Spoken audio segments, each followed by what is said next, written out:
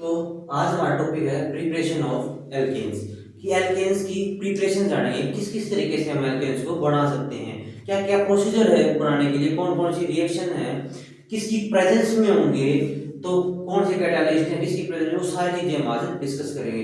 हम सबसे पहले तीन मेथड पढ़ेंगे। सबसे पहला है फ्रॉम अनसैचुरेटेड हाइड्रोकार्बन्स। जैसा कि हमें पता अनसैचुरेटेड अनसैचुरेटेड का नाम आते क्या दिमाग में आना चाहिए, डबल बॉन्ड और ट्रिपल बॉन्ड। जहां पे डबल और ट्रिपल बॉन्ड होंगे उन्हें क्या बोलते हैं, कार्बन कार्बन के बीच में, किसके बीच में, कार्बन और कार्बन के बीच में डबल और ट्रिपल बॉन्ड होंगे तो क्या बोलते हैं, अनसैचुरेटेड हाइड्रोकार्बन्स।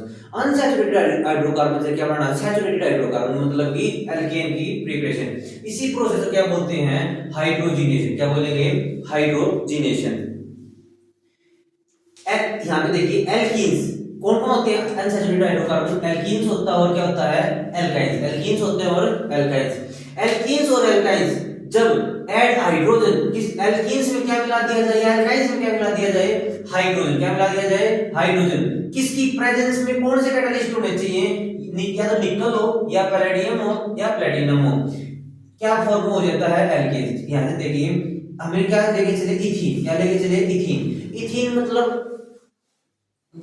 क्या है, डबल बॉन्ड अनसैचुरेटेड हाइड्रोकार्बन। उसके अंदर क्या मिला दिया, क्या लेके चले, एल्कीन लेके चले, क्या मिला दिया, हाइड्रोजन। क्या मिला दिया, हाइड्रोजन। किसकी प्रेजेंस में, निकल पैलेडियम और प्लेटिनम, इसकी प्रेजेंस में क्या फॉर्मेशन हो गया, एल्कीन। मतलब क्या बन के आ गया, इथेन। क्या बन के आ गया, इथेन। तो ये प्रोसेस कौन सी है, हाइड्रोजिनेशन। क्या बोलेंगे इसको, हाइड्रोजन। पेपर के अंदर ये प्रिपरेशन में पूछ सकता है और ये स्पेशली भी ऐसा था, what is the meaning of hydrogenation. Hydrogenation क्या होता है, जब अनसैचुरेटेड हाइड्रोकार्बन के अंदर हाइड्रोजन मिला दी जाए, किसकी प्रेजेंस में, निकल प्लेटिनम और प्लेटिनम, तो क्या फॉर्म हो जाता है, एल्केन्स। क्या हो जाता है, एल्केन्स। या तुम बोल सकते हो सैचुरेटेड हाइड्रोकार्बन। क्लियर है। नेक्स्ट की तरफ चलते हैं, फ्रॉम एल्काइल हैलाइड। किससे, एल्काइल हैलाइड से। यहां मैं आपको एक बात बताऊंगा, alkyl halide on reduction with zinc and dilute HCl we get क्या मिलेंगे, एल्केन। क्या मिलेगा, एल्केन। हम इस सारी चीजों में पढ़ेंगे हमें एल्केन ही मिलेगा, क्योंकि हम किसकी प्रिपरेशन पढ़ रहे हैं, एल्केन की पढ़ रहे हैं, तो एल्केन तो मिलेगा ही। पर किस तरीके से बन सकता है, कैसे बना सकते हैं, पहला हमने पढ़ा अनसैचुरेटेड, अब क्या पढ़ रहे हैं, एल्काइल हैलाइड। एल्काइल मतलब आर्गन, हैलाइड हैलोजन। हैलोजन मतलब क्लोरीन ब्रोमीन, यहां पे मैं लिख देता हूं, हैलोजन कौन से होते हैं, हैलोजन, हैलोजन कौन से, क्लोरीन ब्रोमीन आयोडीन और फ्लोरीन। क्लियर है। हैलोजन कौन से होते हैं, क्लोरीन ब्रोमीन आयोडीन और फ्लोरीन। एल्काइल हैलाइड जब कार्बन Cl के साथ, मतलब Cl कार्बन के साथ बॉन्ड बनाएगा तो क्या हो जाएगा, उसको क्या बोल देंगे, एल्काइल हैलाइड। जब कार्बन किसके साथ बॉन्ड बना रखा है, Cl, इसे क्या बोले, ये तो है क्लोरोमीथेन, इस वजह से क्या बोलेंगे हमें, ये है हमारा एल्काइल हैलाइड। जब किसके साथ रिडक्शन करेगा, विद जिंक, किसके साथ रिडक्शन करेगा, विद जिंक, तो and dilute acid we get, हमें क्या मिल जाएगा, एल्केन। ये हमें क्या मिल रहा है, यहां से एल्केन मिल रहा है, क्योंकि ये जो हाइड्रोजन है यहाँ से किसके साथ, ये क्लोरीन तो बाहर आ जाएगी। देखो यहाँ से असल में बात अब क्या होगी, ये देखिए CH3, एक हाइड्रोजन, दूसरी हाइड्रोजन और ये तीसरी हाइड्रोजन, और ये हमारा यहाँ पे क्या था, क्लोरीन के साथ, और इसके अंदर दो हाइड्रोजन थी, यहाँ पे हाइड्रोजन हाइड्रोजन, यहाँ पे एक हाइड्रोजन इस क्लोरीन की जगह आ जाएगी और यहाँ से क्लोरीन उठ के कहां चली जाएगी, यहाँ पे। अब यहाँ पे हाइड्रोजन आई तो क्या बन गया, CH4। क्या बन गया, CH4, और यहाँ से क्लोरीन जब इसके पास चली गई तो क्या बन गया, HCl। क्या बन गया, HCl। ये हमारा क्लियर है। नेक्स्ट है वुड्स रिएक्शन। क्या है, वुड्स रिएक्शन। ये हमारी मोस्ट इंपोर्टेंट रिएक्शन है, Wurtz reaction most important. Clear है। जब एल्काइल हैलाइड, एल्काइल हैलाइड समझ में आया, एल्काइल ग्रुप जो कार्बन होता है हाइड्रोजन का, और उसमें कमी होती है, हैलाइड मतलब जहां एक हाइड्रोजन की जगह क्या लगा हो, कार्बन लगा हो, मतलब कि उसके अंदर हाइड्रोजन भी होंगे और वो भी होंगे। रिएक्ट किसके साथ करेगा, metallic solid in dry ether. ये ड्राई ईथर क्या है, किसी प्रेजेंट, ये देखो dry ether to form alkanes. यहां पे दोबारा देखिए, alkyl halide react with metallic solid in dry ether to form, क्या बनाएगा, एल्केन। जब किसके साथ रिएक्शन करेगा, ये है RX एल्काइल हैलाइड, ये भी क्या है, RX एल्काइल हैलाइड, किसके साथ, सोडियम के साथ रिएक्ट करेगा तो ये क्या बना रहा है, RR, मतलब कि कार्बन कार्बन का बॉन्ड आ गया हमारे पास, RR ग्रुप आ गया, और रिलीज क्या हो रहा है, NAX।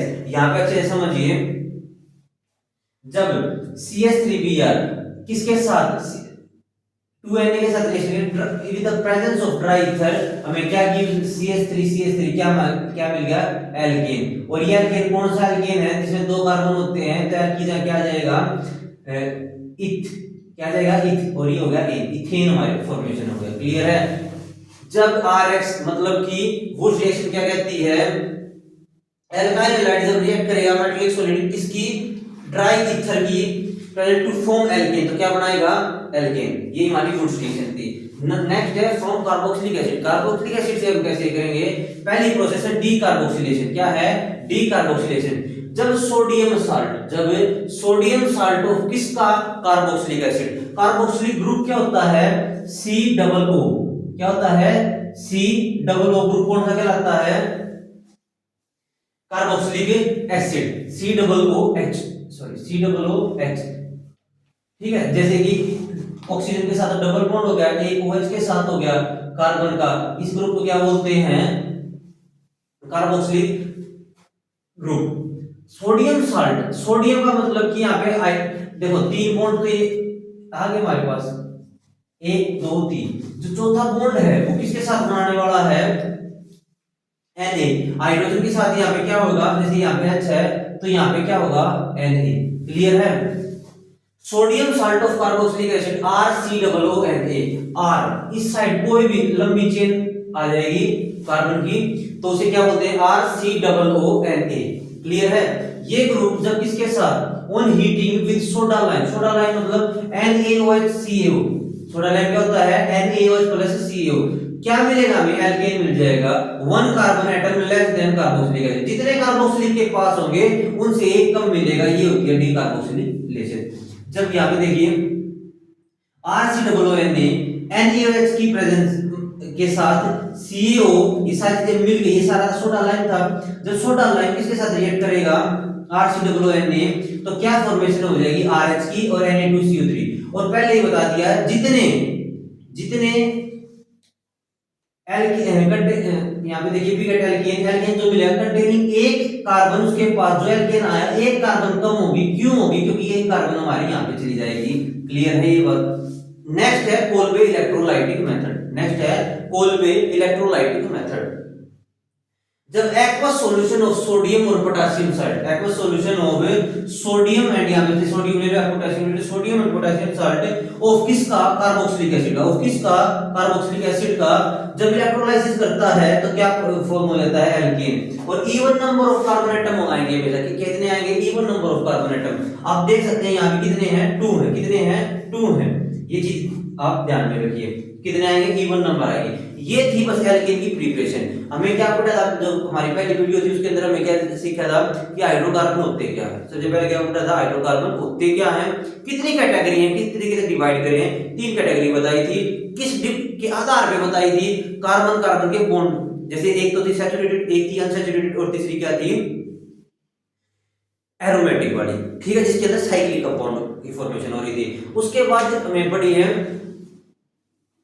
कि एल्केन्स जो होते हैं हमारे एल्केन्स, उसके बारे में हमें पढ़ना स्टार्ट किया था। आज हमें पढ़ा है प्रिपरेशन ऑफ एल्केन्स। तो प्रिपरेशन ऑफ एल्केन्स इतनी ही है इसके अंदर मोस्ट इंपोर्टेंट नेमिंग रिएक्शन है Kolbe electrolysis method, decarboxylation, Wurtz reaction, hydrogenation.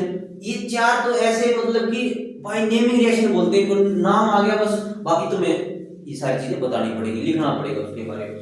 तो हमारी नेक्स्ट वीडियो में मिलते हैं अगले एल्केन्स की प्रॉपर्टीज लेंगे, एल्केन्स की प्रॉपर्टीज। अब प्रॉपर्टीज भी 2 टाइप की होती है, फिजिकल प्रॉपर्टी और एक केमिकल प्रॉपर्टी। तो इन सारी चीजों के बारे में हम डिस्कस करते हैं नेक्स्ट वीडियो।